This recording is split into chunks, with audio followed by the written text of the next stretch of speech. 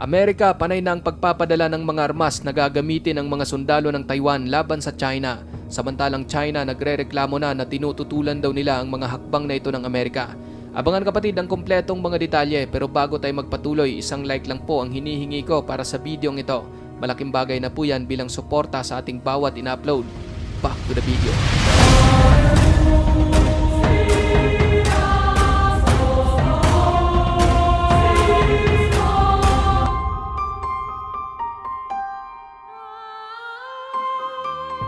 Mainit pa rin ang tensyon na nagaganap sa pagitan ng China at Taiwan. Ito'y matapos manindigan ng China na pilit nilang kukunin ang isla na di umano'y bahagi ng mismong mainland China. Hindi lamang pagbabanta ang ginagawa ni Xi Jinping dahil maya't maya rin ang pagpapadala nito ng mga eroplanong pandigma at mga naval vessel sa mismong airspace at karagatang sakop ng Taiwan.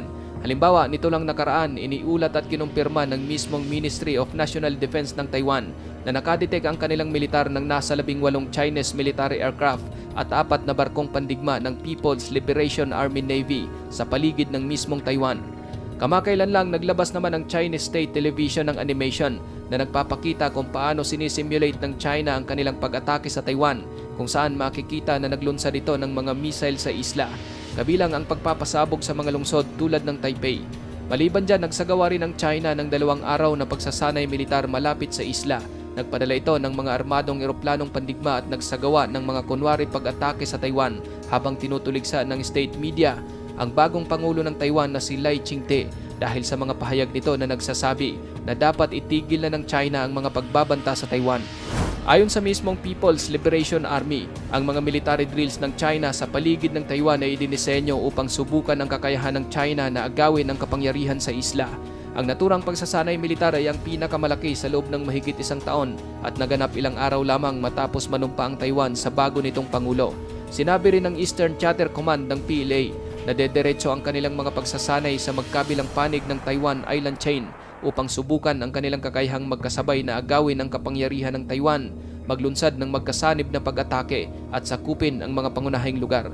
Ang 2 araw na pagsasanay na isinagawa sa Taiwan Strait ay kinasangkutan ng magkasanib na operasyon ng Army, Navy, Air Force at Rocket Force ng China, kung saan nasa tinatayang 19 na mga barkong pandigma ng China at 7 Coast Guard vessel ang nakita malapit sa Taiwan. Sa kauna-unahang pagkakataon, kasama rin sa mga pagsasanay sa PLA ang Coast Guard ng China na tumatakbo sa mga lugar sa paligid ng mga liblib na isla ng Taiwan. Ngayon mga kapatid, bagaman sinasabing lamang na lamang sa bilang at armas ang militar ng China kung ikukumpara sa Taiwan, ngunit hindi nagpatinag ang isla at nanindigan na talagang buwis buhay nilang ipagtatanggol ang kanilang karapatan at soberanya. Pinatibay ng husto ng Taiwan ang kanilang depensa, katakot-takot na bilang ng mga makabago at matitinding armas ang kanilang binili mula sa kanilang kaalyado na Amerika.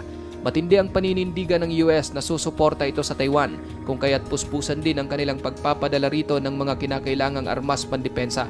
Sa ulat ng Reuters nito lang ika-7 ng Hunyo, inaprubahan ng US State Department ang pagbenta ng F-16 fighter jet spare at repair parts sa Taiwan sa tinatayang $80 million.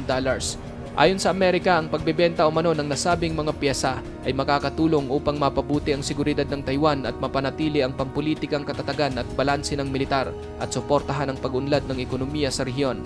Ayon naman sa Taiwan mga kapatid, ang pagbebenta raw ng US ng mga kinakailangang piyesa para sa kanilang mga fighter jet ay paniguradong magpapalakas sa kanilang mga pangangailangan sa pakikipaglaban at pagtatanggol sa kanilang Air Force. Ngayon mga kapatid, nang malaman ng China ang panibagong hakbang na ito ng US at Taiwan, agad silang nagreklamo at mariin itong tinutulan.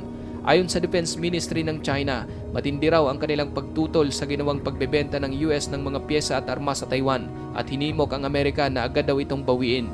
Magsasampa rin umano ng reklamo ang China sa nasabing pagbebenta ng armas dahil isang paglabag daw ito sa soberanya ng China.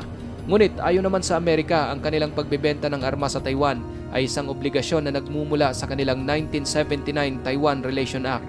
Ang batas na ito mga kapatid ay humihiling sa Estados Unidos na magbenta ng mga armas na kinakailangan upang mapanatili ng Taiwan ang sapat na kakayahan sa pagtatanggol sa sarili laban sa China. Pinagtibay ng Amerika ang batas matapos ilipat ang diplomatikong pagkilala mula sa Taiwan patungo sa China. Ngayon mga kapatid, maliban sa mga piyesa ng F-16 fighters na nais bilhin ng Taiwan sa Amerika, noong 2022, una nang inabisuhan ng Biden administration ng Kongreso na plano nitong mag-alok ng higit sa $1 billion na halaga ng armas at suportang militar sa Taiwan dahil sa pag-aalala sa agresibong mga kilos ng China sa rehiyon.